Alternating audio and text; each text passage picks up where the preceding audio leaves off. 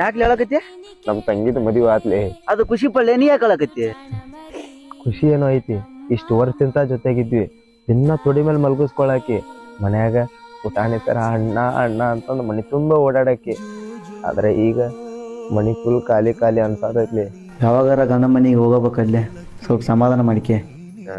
ನಾ ಊಟ ಮಾಡೋತನ ಆಕಿ ಊಟ ಮಾಡ್ತಿದ್ದಿರ್ಲಿ. ನಾ ಏನಾರ ತಪ್ಪು ಮಾಡಿ ನಮ್ಮ ಅವನ ಕಡೆ ಸಿಕ್ಕೊಂಡೆ ಅಂದ್ರ ಆಕಿನ ಪಾರ್ ಮಾಡಾಕಿ ಎಲ್ಲ ಬಾಳ ಮಿಸ್ ಮಾಡ್ಕೊಳತಿಲ್ರಿ. ಪ್ರತಿಯೊಬ್ಬ ಅಣ್ಣ ಖುಷಿ ಆಗೋದಿನ ದುಃಖ ಆಗೋದಿನ ಯಾವಾಗಂದ್ರ ನಾವ್ ಮದ್ವಿ ಮಾಡಿಸಿ ಮತ್ತೊಬ್ಬರ ಮನಿಗ್ ಕಳಿಸ್ತೀವಲ್ಲ, ಇಲ್ಲಿ ಆಕಿ ಅಲ್ಲಿ ಹೋಗ್ಯಾಳ ಅಂತಂದ್ರ ನನ್ ಮೇಲೆ ಪ್ರೀತಿ ಏನ್ ಕಡಿಮೆ ಆಗಲ್ಲ.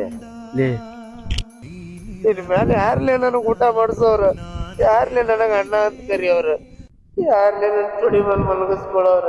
ಬೆಳಕಿಲ್ಲ ನೀನಿರದೆ ಈ ಮನೆಯೊಳಗೆ, ನೀನಿರದೆ ಇರಲಾರೆ.